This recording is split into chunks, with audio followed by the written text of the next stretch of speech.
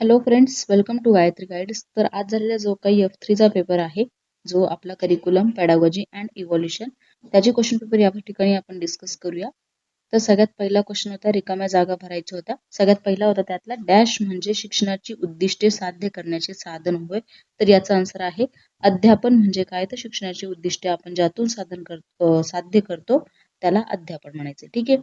Second question आहे dash म्हणजे अनुभवामुळे व्यक्तीच्या माहितीत किंवा वर्तनात होणारा कायमस्वरूपी बदल.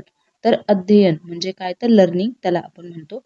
तिसरं आहे गॅगनेने अध्ययन फलिताचे डॅश मुख्य क्षेत्रामध्ये वर्गीकरण केलेलं आहे. तर 5 क्षेत्रामध्ये त्यांनी त्याचं वर्गीकरण केलेलं आहे. चौथा प्रश्न आहे मापनाला ज्यावेळी अर्थ लावला जातो तेव्हा त्यास काय म्हणतात, मूल्यमापन असं म्हटलं जातं. तर अशा प्रकारे 4 क्वेश्चन होते. चुकी बरोबर आहे पहिलं, अभ्यासक्रम हा पाठ्यक्रमाचा एक भाग आहे. तर चूक, पाठ्यक्रम काय आहे, अभ्यासक्रमाचा एक भाग असणार आहे. हिल्डा टाबा यांनी उद्गामी विचाराच्या 5 कार्यनीती सुचवल्या आहे. तर याचा आन्सर आहे बरोबर. मूल्यमापन हे बौद्धिक कौशल्यातील सर्वात खालचे उद्दिष्ट आहे. तर हे काय आहे, चूक. जो ज्यांनी डॉक्टर ब्लूमने मारलेला आहे त्याच्यानुसार मूल्यमापन ही सगळ्यात वरती स्टेज असणार आहे. चौथा प्रश्न आहे ध्येयप्रेरित व पूर्वनियोजित अध्यापन म्हणजे अध्ययन होय.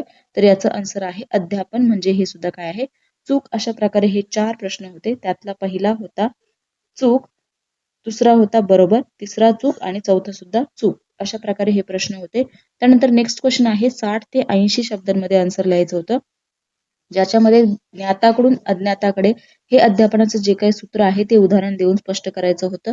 हा क्वेश्चन मी तुम्हाला IMP म्हणून दिलेला होता. अनुदेशनाचे 4 मूलभूत तत्व हा सुद्धा मी तुम्हाला IMP म्हणून दिलेला होता.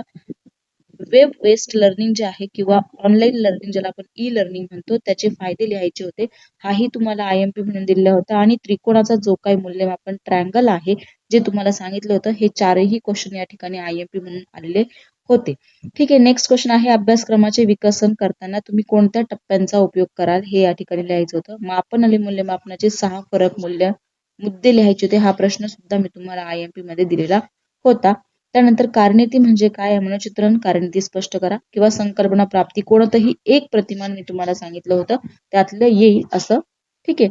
डॉक्टर ब्लूमचे जे काही कौशल्य आहे त्याचं वर्गीकरण दरवर्षीप्रमाणे याही वर्षी विचारलं गेलेलं आहे. आणि त्याला और क्वेश्चन होता अवधान प्राप्तीसाठी चेतक योजना किंवा जो घटक आहे त्याचा उपयोग आपण वर्ग अध्यापनासाठी कसा कराल. ठीक आहे. नेक्स्ट क्वेश्चन आहे मोठ्या क्वेश्चन मध्ये पाठ्यक्रम म्हणजे काय आणि पाठ्यक्रम रचनेचे परिणाम करणारे घटक, हा IMP मध्ये तुम्हाला दिलेला होता. संशोधन पद्धती विचारली होती, कोणतीही पद्धती विचारली जाऊ शकते असं मी तुम्हाला सांगितलेलं होतं.